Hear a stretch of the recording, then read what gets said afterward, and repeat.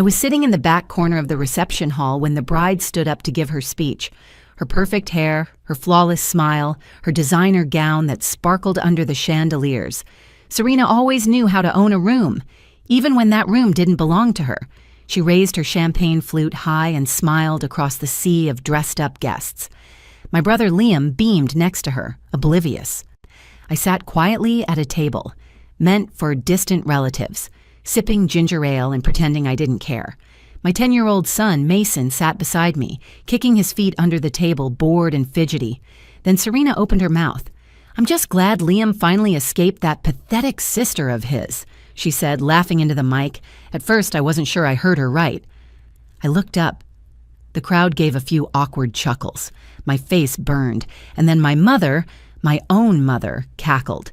"She ruins everything she touches," she said, raising her glass like it was a toast.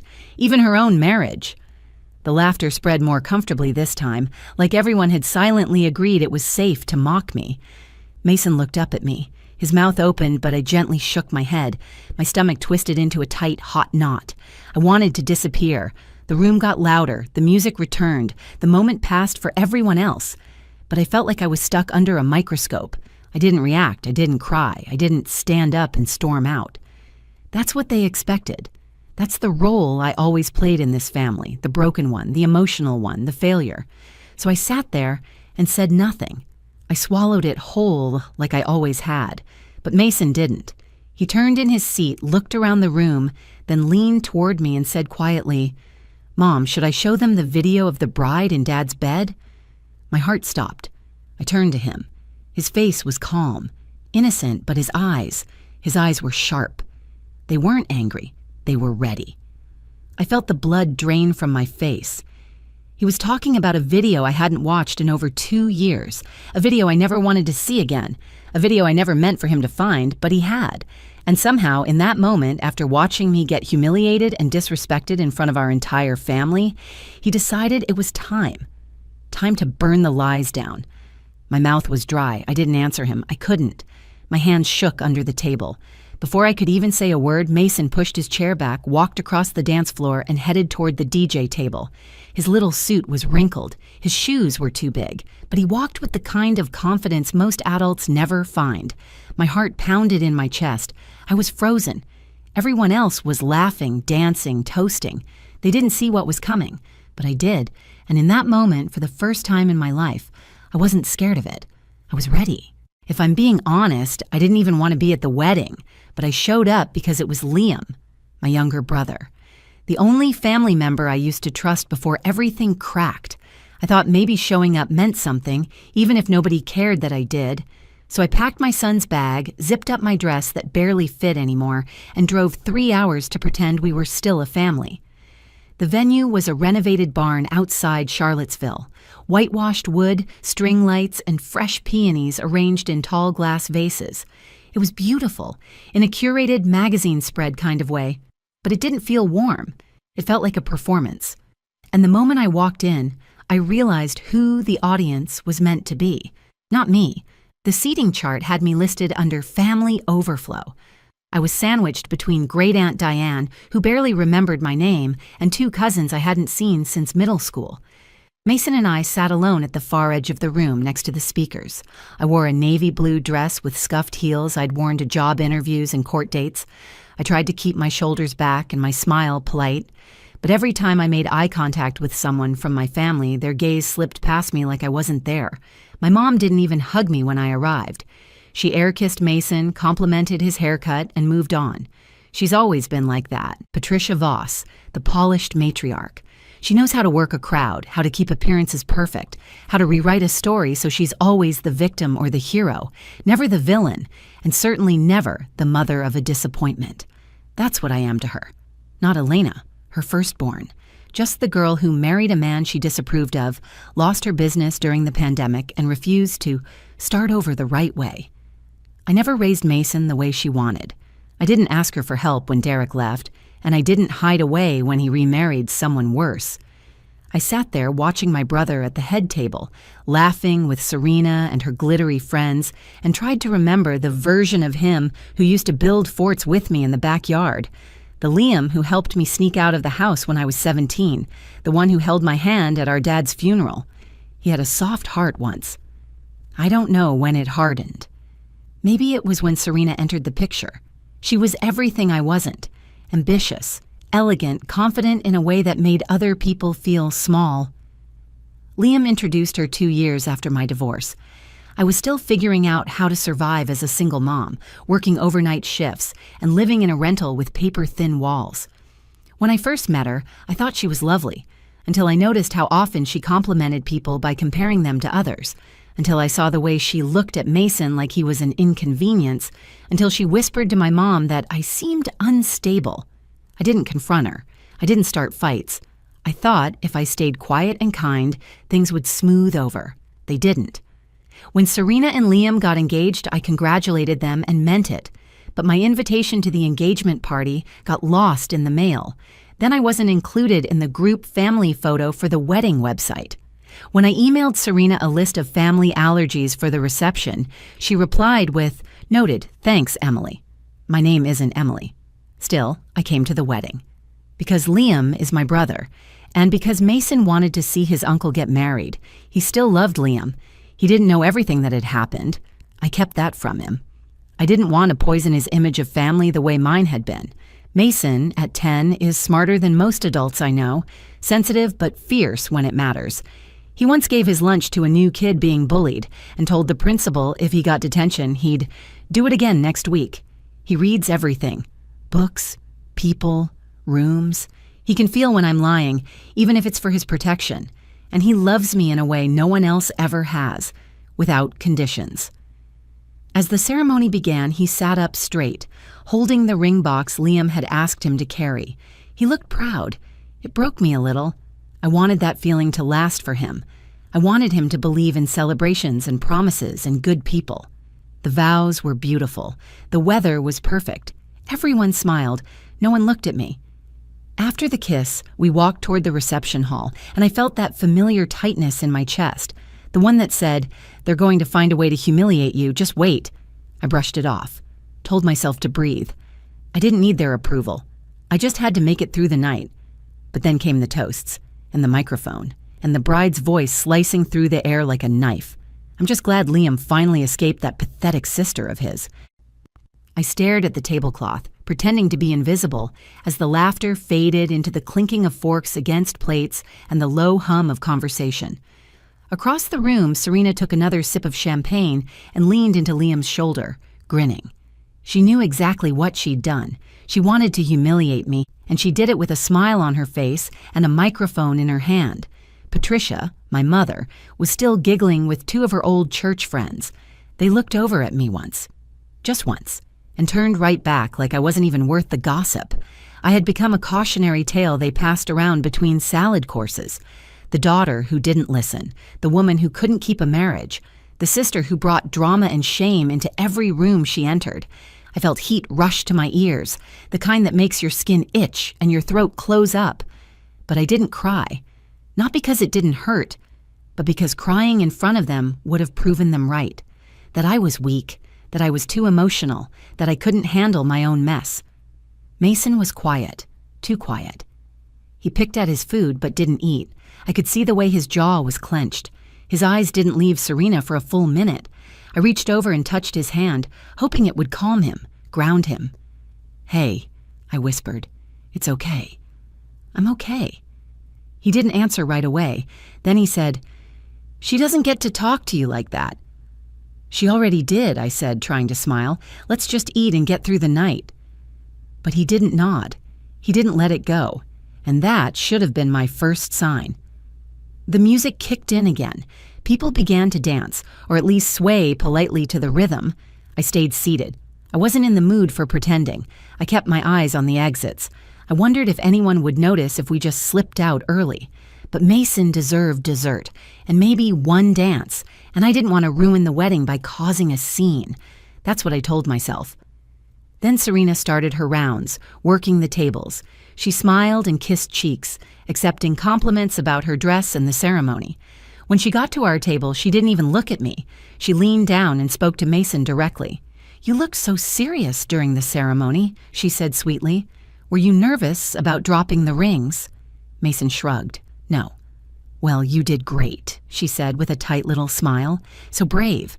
Not everyone in your family has that trait." She turned to walk away, but Mason said, loud enough for me to hear, "I know what you did." She froze, then laughed like he'd said something adorable. "What do you mean, sweetheart?" He stared at her. His voice was soft but clear. "I saw the video. I nearly knocked over my glass. I leaned in fast. Mason, enough." Serena's expression twitched, only for a second, but I saw it. That flicker of panic before she slipped the mask back on. "I'm sure you're mistaken," she said, her voice tightening. He didn't reply. He just turned back to his plate like the conversation was over. Serena stood there for a beat longer, then walked away without saying goodbye. My hands trembled under the table. My heart pounded so loudly I could hear it in my ears. I leaned in close to Mason, keeping my voice low and firm. "Where did you see that video?" He didn't look at me. "On your old iPad, the one in the hall closet. It's synced from the camera in your room." My stomach dropped. That camera had been set up during the final weeks of my marriage to Derek. I installed it after I started suspecting he was cheating. I'd almost forgotten it existed. The app had backed up everything to the cloud. I had never shown anyone that footage, not even in court. "How much did you see?" I asked. "All of it," he said. I know it was her. I closed my eyes and tried to breathe. I had buried that part of my life so deep I thought no one would ever touch it again. I didn't want Mason to carry that pain. I didn't want him to know the full weight of betrayal. But he did. And he wasn't letting it go. "They don't care what I say," I told him. "It won't change anything." "It'll change something," he said. "It'll change what people think of her." He reached into his jacket pocket and pulled out my phone. My old lock screen lit up. The file was open. I didn't even know he knew my password. He looked at me. "You won't do it. I get it, but I can." I stared at him. My sweet boy with a fire I had never seen in him before. He wasn't trying to get revenge. He wasn't doing it for attention. He was doing it because someone had hurt me and he couldn't live with watching it happen again. I didn't say yes. I didn't say no. I just watched him walk across the room, phone in hand, his back straight, his chin high, and I let him go. Mason moved across the room like he had a mission. Not rushed, not dramatic, just steady, certain, calm in a way that only made the moment feel heavier. My hands were on my lap, fists closed, nails digging into the skin of my palm. My whole body was trying to stop him, but I didn't move. Not because I agreed, not because I wanted the truth out in front of all these people. I didn't move because something inside me had cracked open. It wasn't pride. It wasn't vengeance. It was clarity. For so many years, I stayed silent. Through the worst of my marriage, through the collapse of my business, through the cold shoulders from my family and the little jabs dressed as jokes. Every time they pushed me out, I held my tongue. I told myself it was strength, that walking away meant I had the higher ground. But sitting there at that reception, watching my 10-year-old son decide enough was enough, I realized silence hadn't protected me. It had only protected them. Mason reached the DJ table and tapped the man's shoulder. I could see the DJ hesitate, confused. Mason said something, then pointed toward our table, then showed him something on the screen of my phone. The DJ looked down, eyebrows raised. Then he looked across the room, at me, at Serena, at Liam, then back at the screen. I stood up. I wasn't sure what I was doing, whether I would stop him, whether I'd rush to grab the phone. But when I stood up, my knees didn't buckle, my voice didn't catch. I took a slow step forward, then another. It all slowed down. The room was still full of people. Half were on the dance floor. The others were seated, chatting, sipping wine, oblivious to what was brewing near the back wall. But Serena saw it. She was standing near the cake table, surrounded by a group of Liam's co-workers. She was smiling and laughing, completely in control. Then her eyes flicked toward the DJ booth. She saw Mason. She saw the phone. And something changed in her face. Not panic. Not yet. Just recognition. The kind of cold flicker that flashes through someone who knows exactly what's about to happen and understands they can't stop it. She turned to Liam, whispered something. He leaned in, concerned. But she didn't give him the full story. She smiled too quickly, too wide, and he nodded, still confused. Mason looked back at me once, one short glance, a check-in. He didn't need permission. He just needed to know I wasn't going to leave him alone. I gave a nod. Small, almost imperceptible. Do it. Then Mason turned back to the DJ and pointed to the screen again. The man hit a button and the music cut off. At first, no one noticed. The laughter continued. The servers kept refilling glasses. A few people looked around, wondering if it was a technical glitch. Then Mason stepped forward and picked up the microphone. He didn't stutter. "Hi," he said, loud and clear. "My name's Mason. I'm 10 years old. I'm Elena's son." Heads turned. Conversations dropped mid-sentence. I could feel the whole room shift its weight toward him. "She's my mom," he said, "the one the bride called pathetic." The word hit the room like a slap. People gasped. Some awkwardly chuckled, thinking maybe it was part of a joke. I saw Serena take one step forward. Liam grabbed her arm, asking something I couldn't hear, but Mason didn't stop. "She's not pathetic," he said. "She's the strongest person I know, and I think it's time everyone knows what really happened." "So, Mom, should I show them the video of the bride in Dad's bed?" It was like the floor dropped out from under the entire room. Gasps, sharp inhales, chairs scraped the floor as people turned to look. Serena's hand flew to her mouth. Liam stepped back from her, confusion etched across his face. Mason turned to the DJ and handed him the phone. The DJ paused, uncertain, but then pressed play. I stood still. I didn't move toward the mic. I didn't shout. I didn't run. I just watched the screen behind the dance floor light up. It was grainy footage from a home security camera, my old bedroom, my bed. The door opened, and there she was, Serena, in leggings and a sweatshirt, and behind her, my ex-husband, Derek. The audio wasn't great, but the laughter was clear. The touch, the kiss, the familiarity, the betrayal that played out on the screen for 100 people to witness. The room went silent, then murmurs, then shouting. Liam stood frozen, the blood drained from his face. He looked from the screen to Serena, to me, to the screen again. His hands dropped to his sides. Serena stepped backward once, then again, and then bolted. She didn't wait for questions. She didn't try to explain. She didn't look at Liam. She just ran. Through the side door, out into the dark, gone. Mason stepped down from the DJ platform and walked back toward me.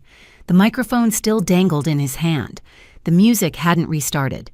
The party hadn't resumed. Everyone was standing. Everyone had heard. Everyone knew.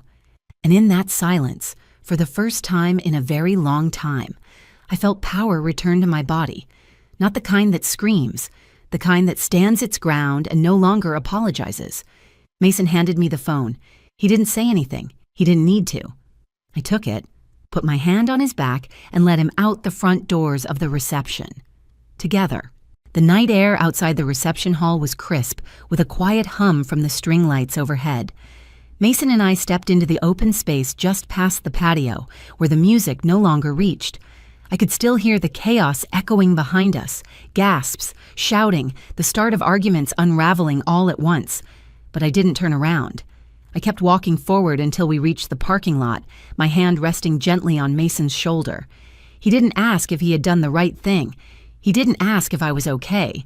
He just stood next to me, still in his little suit, eyes forward, jaw set like he had carried a weight most adults wouldn't dare lift.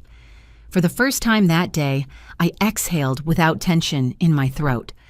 I leaned against the hood of the car and looked up at the stars, faint against the glow of the venue lights behind us. My hands were still shaking, not from fear, not even from adrenaline, from release. Something had broken loose inside me, something old and heavy I had carried too long. The front doors of the venue burst open. Serena ran out, heels in one hand, her dress dragging against the gravel. Her mascara was streaked down both cheeks, hair falling out of its pins. She wasn't crying quietly. She was sobbing, breathless and messy, like the world had just collapsed around her. She didn't look at me. She didn't even seem to see us. She just kept running until she disappeared into the dark edge of the parking lot. Right behind her, Liam followed. He walked quickly, but not in a panic. His jacket was unbuttoned, his tie askew. He stopped a few steps from me, face pale, fists clenched. I braced myself. He looked me in the eyes, searching for something. Truth, explanation, maybe a memory of a time when we were kids and still on the same side. "You knew," he said. I nodded once. "Not until after she moved in with you. Not until the divorce. Why didn't you tell me?" I didn't answer right away. The words mattered now. I looked at him, the way I used to when he scraped his knees as a kid, and asked if the pain would go away. "Because I didn't think you'd believe me," I said. "You were already choosing her. I thought if I told you, it would just look like jealousy." He didn't deny it. He didn't argue. He stared at the ground for a long moment before looking back up at Mason. "I didn't want him to do it like that," I said. "I didn't know he would." "I'm glad he did," Liam said quietly. "You shouldn't have had to sit through that toast." The weight of that sentence hit harder than I expected. I had spent so many years waiting for someone in my family to acknowledge how cruel they had been. One sentence wasn't enough to heal it, but it was the first time Liam had seen me without the filter Serena and our mother had placed over me. "I don't know what I'm supposed to do now," he said. "That's not my job to figure out," I said. "You wanted a perfect life.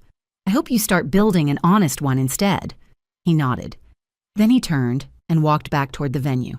He didn't look back. Mason leaned against me, tired now. I pulled him into a hug and kissed the top of his head.